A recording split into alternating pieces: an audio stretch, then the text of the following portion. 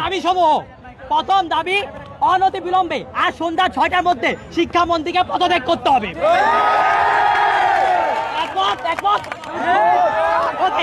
এবং অসঙ্গতিপূর্ণ কথাবার্তার জন্য জনসম্মুখে এসে ক্ষমা চাইতে হবে।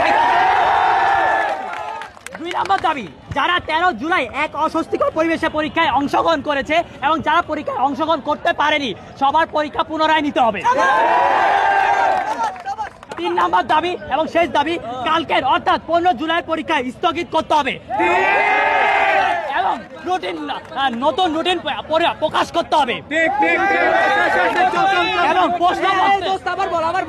3 নম্বর দাবি আবার বলতেছি, কালকের অর্থাৎ 15 জুলাই পরীক্ষা স্থগিত করতে হবে এবং পরীক্ষার নতুন রুটিন প্রকাশ করতে হবে এবং প্রশ্নপত্রের মানদণ্ড যাচাই করতে হবে।